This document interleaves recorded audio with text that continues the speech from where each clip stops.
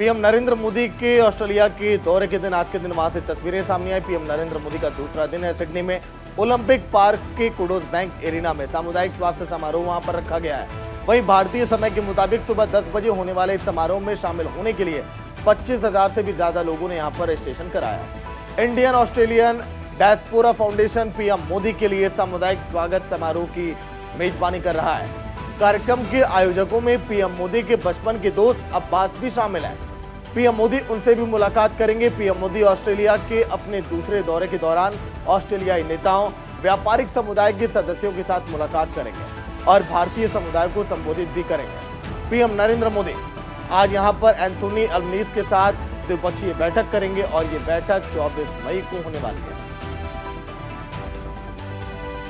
अगली खबर दिल्ली से है, जहां भारत की मेजबानी में आईएसओ कोपलको की 44वीं पूर्ण बैठक का आयोजन आज हो रहा है। आज से 3 दिनों तक होने वाले कार्यक्रम का उद्घाटन केंद्रीय मंत्री पीयूष गोयल करेंगे। कोपलको के अध्यक्ष सैजी डिंजिन, आईएसओ के महासचिव सर्जियो मुजिका और आईएसओ के कई वरिष्ठ अधिकारी भी इस कार्यक्रम में शामिल होंगे। आईएसओ कोपलको या उपभोक्ता नीति पर समिति मानकीकरण प्रक्रिया में उपभोक्ताओं के हितों को बढ़ावा देने और मानकों को उपभोक्ताओं की जरूरतों को ध्यान में रखते हुए एक जिम्मेदार समिति है। भारतीय मानक ब्यूरो के द्वारा आयोजित इस मेगा इवेंट में मानकीकरण प्रक्रिया में उपभोक्ता संपर्क के अलावा भारत के राष्ट्रीय मानक निकाय में संबंधित विषयों पर संवाद सत्र और कार्यशालाएं आयोजित भी की जाएंगी। वहीं पश्चिम बंगाल से खबर है, जहां पर आज दिल्ली के सीएम अरविंद केजरीवाल और ममता बनर्जी एक दूसरे से मुलाकात करेंगे। अगर हम बात करें दिल्ली में, आपने देखा होगा जिस तरह से अध्यादेश को लेकर जमकर रार छिड़ी है। अरविंद केजरीवाल विपक्ष को एकजुट करने में लगे हैं। ममता बनर्जी से मुलाकात के बाद महाराष्ट्र के दौरे पर भी जाएंगे। जानकारी के मुताबिक ममता से मुलाकात का मकसद एकता और केंद्र की सरकार के द्वारा दिल्ली में लाए गए अध्यादेश को राज्यसभा में रोकना है। इसके लिए वो विपक्षी नेताओं के पास जाकर समर्थन भी जुटा रहे हैं। सूत्रों की माने तो इस दौरान दोनों नेताओं के बीच विपक्षी दलों को एकजुट करने पर भी बातचीत होगी। कोलकाता के बाद सीएम अरविंद केजरीवाल मुंबई रवाना होंगे, जहां 24 मई को उद्धव ठाकरे और 25 मई को शरद पवार से भी मुलाकात करेंगे। ममता बनर्जी से मिलने आज कोलकाता जाएंगे अरविंद केजरीवाल। वहां पर मुलाकात के बाद रणनीतियां पूरी तैयार की जाएंगी, कैसे राज्यसभा में इस अध्यादेश को रोका जाए। वही अध्यादेश को राज्यसभा में रोकने के लिए समर्थन लगातार जगह जगह के नेताओं से मिलकर जुटा रहे हैं दिल्ली के सीएम।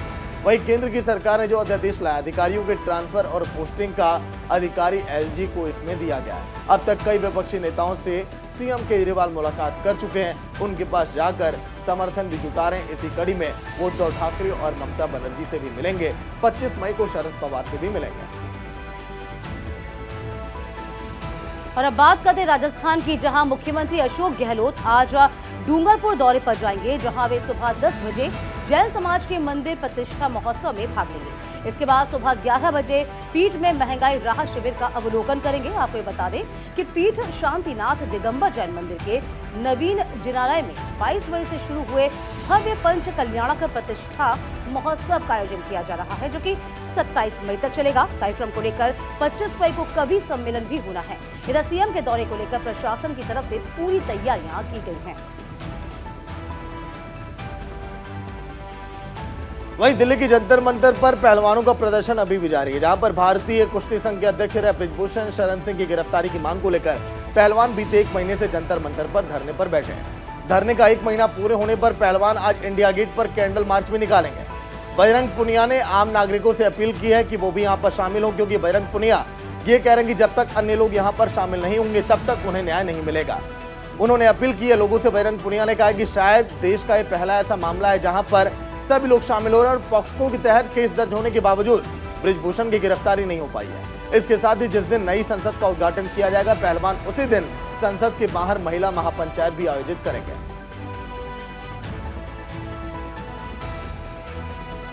इधर ज्ञानवापी मस्जिद श्रृंगार गौरी के मामले में आज सुनवाई होने वाली है और इस सुनवाई में जैसा कि आपको पता ही है कि शिवलिंग की जगह दर्शन पूजन समेत अन्य मामलों पर भी सुनवाई होगी। दरअसल आपको बता दें कि सर्वेक्षण की रिपोर्ट पूरी तैयार न होने की वजह से 17 मई से दूसरी तारीख ली गई थी, यानी कि 19 मार्च गुरुवार को शासन की ओर से डीजीसी सिविल ने अदालत में अर्जी दी, तो वहीं प्रतिवादी पक्ष से ज्ञानवापी से जुड़े तमाम मामलों में आपत्ति दाखिल भी की। इतना ही नहीं, प्रतिवादी पक्ष ने शिवलिंग बनने के दावे पर भी कड़ी आपत्ति जाहिर की। तो वहीं दूसरी ओर वादी पक्ष और उनके अधिवक्ताओं पर गंभीर आरोप लगाए गए हैं। इसके अलावा आज कृष्ण जन्मभूमि शाही ईदगाह मस्जिद मामले पर भी मथुरा की अदालत में सुनवाई होनी है। आपको ये भी बताएं कि कृष्ण जन्मभूमि और शाही ईदगाह मस्जिद मामले में अमीन सर्वे को लेकर वाद दायर किया गया था। वहीं आज से 2000 रुपए के नोट को बदलने की शुरुआत हो जाएगी। बैंकों के खुलते ही लोग 2000 रुपए के नोटों को बैंकों के ब्रांच में जाकर एक्सचेंज करा पाएंगे। आरबीआई ने नोटों को बदलवाने के लिए गाइडलाइंस भी जारी की है।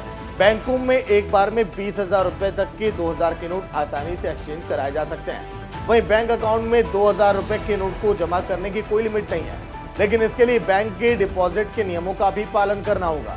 रिजर्व बैंक ने साफ तौर पर कहा है कि 2000 रुपए के नोटों को एक्सचेंज कराने के लिए बैंक में किसी भी तरह के फॉर्म आपको नहीं भरने होंगे और ना ही किसी पहचान पत्र की वहां पर आवश्यकता होगी। एक बार में आप 2000 रुपए के 10 नोट आप ले जाकर आप वहां जमा कर सकते हैं, क्योंकि सर्कुलेशन से 30 सितंबर 2023 तक ये बाहर हो जाएगा और तब तक आप जाकर बैंकों में बड़े आसानी से इसे कर सकते हैं। चलिए अगली खबर होगी उत्तर प्रदेश से, जहां प्रदेश सरकार और कोरिया गणराज्य के योंगसांग-बुक दो प्रांत के बीच एमओयू पर हस्ताक्षर हुए हैं। एमओयू के अंतर्गत दोनों प्रांतों में प्रगति और विकास के लिए शैक्षिक, आर्थिक, सांस्कृतिक संबंधों को प्रोत्साहित किया जाएगा। दक्षिण कोरिया के योंगसांग-बुक दो प्रांत के राज्यपाल ली चेओलवू के नेतृत्व में उच्च स्तरीय प्रतिनिधि मंडल एमओयू पर हस्ताक्षर करने के लिए उत्तर प्रदेश पहुंचा है। इस दौरान सीएम योगी आदित्यनाथ ने उनकी उपस्थिति में एमओयू पर हस्ताक्षर समारोह का आयोजन किया गया है।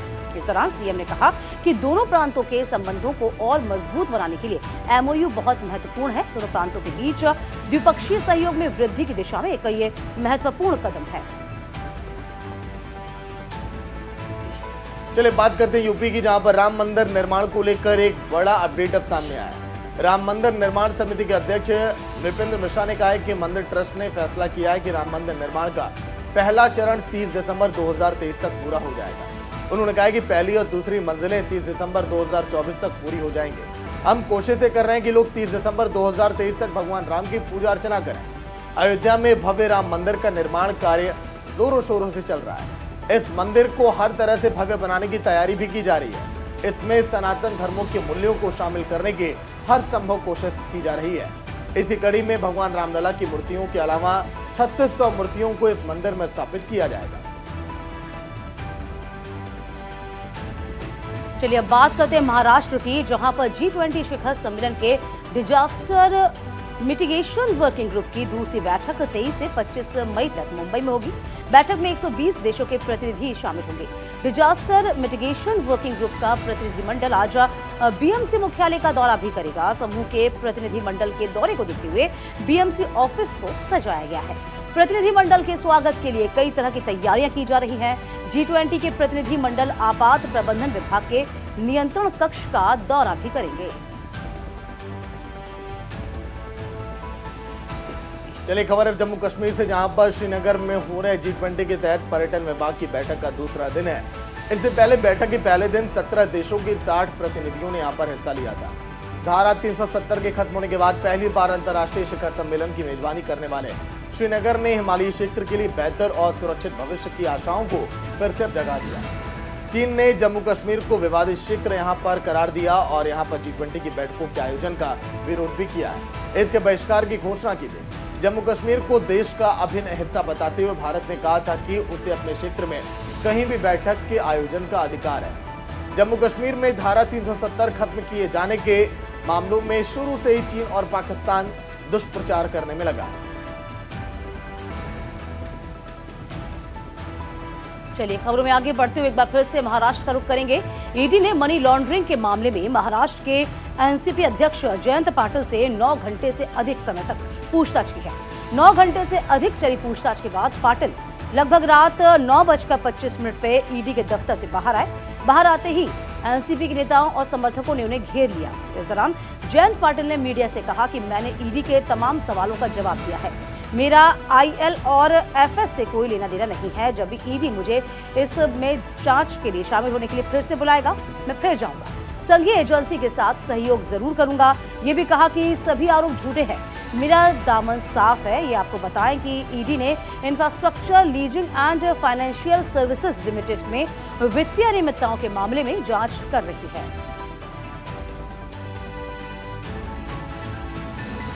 वहीं असम से खबर है, जहां पर मुख्यमंत्री हेमंत बिस्वा शर्मा ने कहा है कि नवंबर तक राज्य से सशस्त्र बल विशेषाधिकार कानून अब हटाया जा सकता है। पहले कमांडेंट सम्मेलन में बोलते हुए उन्होंने कहा कि केंद्रीय सशस्त्र पुलिस बल को असम पुलिस बटालियन के द्वारा प्रतिस्थापित किया जाएगा। मुख्यमंत्री ने कहा कि अब इस पर नवंबर तक पूरे राज्य से हटाया जा सकता है। इससे असम पुलिस बटालियन सीएपीएफ की जगह लेने की सुविधा प्राप्त होगी।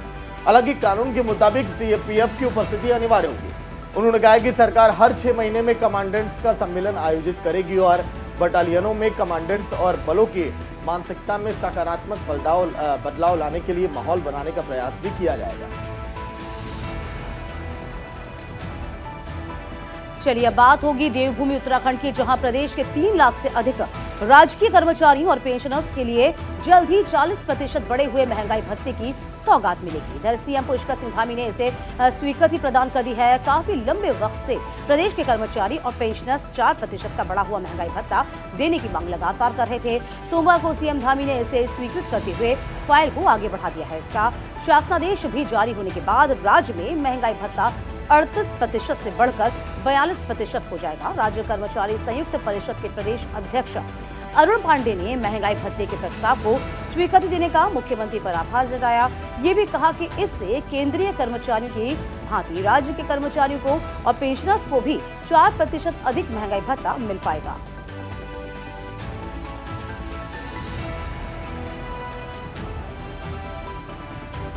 चलिए बात अब कर्नाटक की करते हैं, जहां पर कांग्रेस के अध्यक्ष और कर्नाटक से राज्यसभा सांसद मल्लिकार्जुन खड़गे ने केंद्र की सरकार को एक बार फिर आड़े हाथों लिया है। खड़गे ने नए संसद भवन के उद्घाटन में राष्ट्रपति और पूर्व राष्ट्रपति को आमंत्रित नहीं करने पर बार-बार मर्यादा लांघने का आरोप लगाया। खड़गे ने कहा कि आरएसएस के विचारों के अनुसार बीजेपी सरकार ने भारत के राष्ट्रपति के कार्यालय को प्रतीकवाद तक ही सीमित कर दिया है। राष्ट्रपति मुर्मू भारत की पहली नागरिक है। उनके द्वारा नए संसद भवन का उद्घाटन लोकतांत्रिक मूल्यों और संवैधानिक मर्यादाओं के प्रति सरकार की प्रतिबद्धता का प्रतीक होगा। यहाँ छत्तीसगढ़ में सीएम भूपेश बघेल ने रामपुर विधानसभा में सौगातों का पिटारा खोला है। भेंट मुलाकात के तहत कार्यक्रम में सीएम बघेल ने नए डिग्री कॉलेज खोलने का ऐलान भी किया। वहीं आत्मानंद अंग्रेजी स्कूल की घोषणा की और इस दौरान उन्होंने 71 करोड़ से अधिक की राशि के विभिन्न विकास कार्यों का लोकार्पण, भूमि पूजन और शिलान्यास किया है। इधर चिर्रा में हुए कार्यक्रम में सीएम बघेल ने रामपुर में 71 करोड़ और 23 लाख से अधिक के 65 विकास कार्यों का लोकार्पण, भूमि पूजन और शिलान्यास किया। इसमें 44 करोड़ 33 लाख रुपए के 33 विकास कार्यों का लोकार्पण और 26 करोड़ 90 लाख रुपए के अधिक के 32 विकास कार्यों का भूमि पूजन और शिलान्यास शामिल है। वहीं यूपी की बात अब कर रहे थे, जहां पर लखनऊ में आज से 3 जून तक होने वाले खेलो इंडिया यूनिवर्सिटी गेम्स के तीसरे संस्करण की शुरुआत होगी। उद्घाटन समारोह लखनऊ के बाबू बनारसी दास यूनिवर्सिटी में होगा।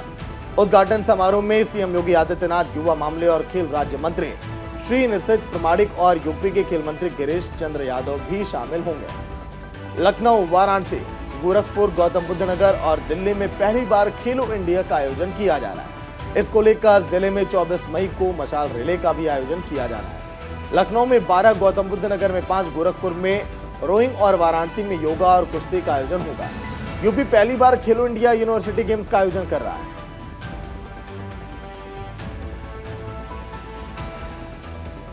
और अब बात मध्य प्रदेश से, जहां पर केंद्रीय मंत्री ज्योतिरादित्य सिंधिया ने इन दिनों गुना दौरे पर हैं। इस दौरान सिंधिया अलग अलग समाज के लोगों के साथ बैठकें भी कर रहे हैं।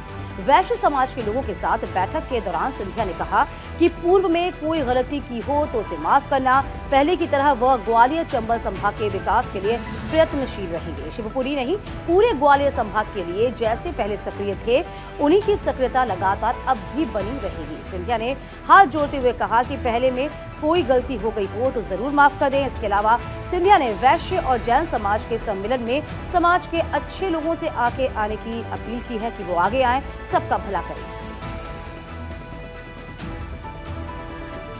वहीं कर्नाटक की बात हम करेंगे, जहां पर कांग्रेस के वरिष्ठ नेता सिद्धारमैया के कर्नाटक के नए मुख्यमंत्री के रूप में शपथ लेने के 2 दिन बाद दक्षिणी राज्य में पहला विधानसभा सत्र आज बेंगलुरु में आयोजित किया गया। सत्र के दौरान नवनिर्वाचित विधायकों को शपथ भी दिलाई गई और नए अध्यक्ष का चुनाव भी किया गया। कर्नाटक के राज्यपाल थावर चंद गहलोत ने राजभवन में अस्थायी अध्यक्ष आरवी देशपांडे को शपथ दिलाई। वहीं 24 मई तक 3 दिनों के लिए आयोजित किया जाएगा सत्र। और पिछले हफ्ते विधानसभा चुनाव में पार्टी की प्रचंड जीत के बाद सिद्धारमैया ने दूसरी बार कर्नाटक के मुख्यमंत्री के रूप में शपथ ली। डीके शिवकुमार ने कर्नाटक के उप मुख्यमंत्री के रूप में शपथ ली। बेंगलुरु में शपथ ग्रहण समारोह के दौरान 8 कांग्रेस विधायकों ने कर्नाटक मंत्रिमंडल में मंत्रियों के रूप में शपथ ली। और अब बात करेंगे केरल की, जहां वाईएस विवेकानंद मर्डर केस के सिलसिले में सीबीआई अधिकारी कुरनूल के विश्व भारती अस्पताल पहुंचे हैं, जहां पर वाईएसआरसीपी सांसद अविनाश रेड्डी से सीबीआई के अधिकारी ने पूछताछ की है। इस दौरान पुलिसकर्मियों ने सड़क जाम भी किया और वाईएसआरसीपी के कार्यकर्ताओं को अस्पताल जाने से रोका गया। जानकारी के अनुसार सांसद अविनाश रेड्डी ने सीबीआई को पत्र लिखकर वाईएस विवेकानंद मर्डर की केस के सिलसिले में पूछताछ से 10 दिन की राहत मांगी थी, लेकिन सीबीआई ने उन्हें जांच अधिकारी के सामने पेश होने के लिए एक नया समन जारी किया। आपको बता दें, 2019 के आम चुनाव से 1 महीने पहले पूर्व सांसद विवेकानंद रेड्डी की 15 मार्च 2019 को पुलिवेंदुला स्थित उनके आवास पर हत्या कर दी गई थी और सीबीआई ने आंध्र प्रदेश के उच्च न्यायालय के आदेश पर जुलाई 2020 में जांच का जिम्मा संभाला था। चलिए बात बिहार की करेंगे, जहां पर जेडीयू नेता केसी त्यागी को एक बार फिर से पार्टी में महत्वपूर्ण जिम्मेदारियां दी गई हैं। पार्टी ने उन्हें जेडीयू का विशेष सलाहकार और मुख्य प्रवक्ता बनाया। केसी त्यागी लोकसभा चुनाव 2024 के लिए दिल्ली में विपक्ष को एकजुट करने के लिए काम अप करेंगे। विपक्ष के नेताओं से भी जेडीयू के लिए तालमेल बनाने का काम करेंगे। वहीं सीएम नीतीश कुमार दिल्ली के दौरे पर हैं। रविवार की शाम सीएम नीतीश कुमार से केसी त्यागी ने मुलाकात की थी और इसके एक दिन बाद केसी त्यागी को जिम्मेदारी दी गई है। जेडीयू के राष्ट्रीय अध्यक्ष ललन सिंह ने इसकी घोषणा की है। वहीं केसी त्यागी को कुछ महीने पहले पार्टी के महासचिव और प्रवक्ता पद से हटा दिया गया था। जेडीयू के इतिहास में पहला मौका था जब केसी त्यागी को राष्ट्रीय पदाधिकारियों की टीम से बाहर कर दिया गया था, लेकिन एक बार फिर से उन्हें पार्टी का प्रवक्ता बनाया गया। तमिलनाडु के राज्यपाल आर.एन. रवि ने राजभवन में अपने थिंक टू डेयर के 6th कार्यक्रम के तहत पूर्व सैनिकों और युद्ध के दिग्गजों को संबोधित किया है। युद्ध के दिग्गजों के साथ बातचीत करते हुए राज्यपाल ने कहा कि उन्हें 100 गुमनाम नायकों की पहचान की है और ये सिलसिला जारी रहेगा। साथ ही उन्होंने सुझाव देते हुए कहा कि उन गुमनाम नायकों के सम्मान में एक कार्यक्रम का आयोजन किया जा सकता है जिन्होंने राष्ट्र के लिए सर्वोच्च बलिदान दिया। राज्यपाल ने यह भी कहा कि तमिलनाडु में 2 लाख से अधिक पूर्व सैनिकों और युद्ध विधवाओं की संख्या है जिन्हें सम्मान मिलना चाहिए। वहीं बात केरल की करेंगे। कोच्चि में रेलवे और एनडीआरएफ की टीम ने रेलवे में दुर्घटना को रोकने के लिए संयुक्त अभ्यास किया है। इस संयुक्त अभ्यास का उद्देश्य ट्रेन दुर्घटना को रोकना है, जानमाल की सुरक्षा करना है। संयुक्त अभ्यास के दौरान दुर्घटना से बचाव और बहाली में भाग लेने वाले हर व्यक्ति की भूमिका को मॉक ड्रिल की सहायता से बेहतर ढंग से समझने की कोशिश भी की गई है। जहां यात्रियों को ले जा रही एक ट्रेन का डिब्बा पटरी से उतर गया, इसमें आग लग गई। कुछ ही देर के बाद बचाव का प्रयास वहां पर शुरू हो गया। साथ ही साथ अभ्यास की इस कड़ी में फंसे हुए सभी यात्रियों को जीवित भी निकाल लिया गया। आग पूरी तरह से बुझा दी गई। इस दौरान अधिकारियों ने लोगों को दुर्घटना से बचने के उपाय भी बताए। चलिए खबरों में एक बार फिर से रुख करते हैं तमिलनाडु का, जहां ऊटी के सरकारी वनस्पति उद्यान में वार्षिक फूलों की प्रदर्शनी का आयोजन किया गया है। पर्यटन मंत्री के रामचंद्रन और नीलगिरी के सांसद ए राजा ने संयुक्त रूप से प्रदर्शनी का उद्घाटन किया। आपको बताएं, ये शो 23 मई तक चलेगा। शो का मुख्य आकर्षण मोर का 18 फीट लंबा पुष्प मॉडल है। इसके साथ ही आकर्षकों में तेंदुए, डॉल्फिन, भालू और नीलगिरी के पुष्प मॉडल शामिल हैं, जो विभिन्न रंगों के फूलों से बने हुए हैं। आपको ये भी बताएं, वनस्पति उद्यान में लगभग 150 किस्मों के लगभग 35,000 फूलों का प्रदर्शन किया जा रहा है। फूलों की प्रदर्शनी को देखकर लोगों में काफी उत्साह भी नजर आया। वैसे अमूमन गर्मी के मौसम में मैदानी इलाकों के लोग हिमाचल की वादियों में जाना पसंद करते हैं, लेकिन इस बार हिमाचल में भी मौसम की बेरुखी साफ दिखाई दे रही है। मैदानी इलाकों की तरह हिमाचल प्रदेश के पहाड़ भी भीषण गर्मी के कारण तप रहे हैं। हिमाचल के ऊना में अधिकतम तापमान 41.8 डिग्री सेल्सियस तक पहुंच गया है, जो कि सामान्य से 3.4 डिग्री ज्यादा है। हालांकि मौसम विभाग का कहना है कि सूबे के लोगों को जल्दी भीषण गर्मी से राहत मिल सकती है। पश्चिमी विक्षोभ के कारण हिमाचल प्रदेश में आज से बारिश के एक नए दौर की शुरुआत हो सकती है। मौसम वैज्ञानिकों का यह कहना है कि सूबे में 23 से 27 मई तक मौसम खराब रहेगा। प्रदेश के अधिकांश हिस्सों में तेज बारिश भी होगी। 24 मई से पश्चिमी हिमाचल में बारिश की तीव्रता बढ़ेगी। ऊंचाई वाले इलाकों में हल्की बर्फबारी की संभावना भी बन सकती है।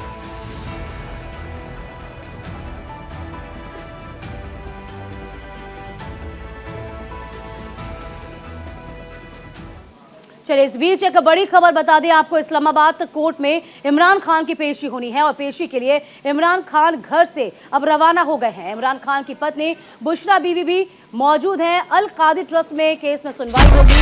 ये बड़ी खबर है। कोर्ट में पेशी से पहले इमरान खान का बयान भी आया। गिरफ्तारी के 80% चांस कहे गए हैं इमरान खान ने। तो पेशी के लिए इमरान खान इस्लामाबाद पहुंच चुके। इमरान खान की पत्नी बुशरा बीवी भी इस वक्त मौजूद हैं। अल कादिर ट्रस्ट केस में सुनवाई होगी पूरे मामले में, लेकिन इमरान खान का बयान आया कि 80% चांस यही है कि मेरी गिरफ्तारी हो जाएगी। कोर्ट में पेशी से पहले बयान आया और गिरफ्तारी की चांस को लेकर इमरान खान ने जिक्र किया है।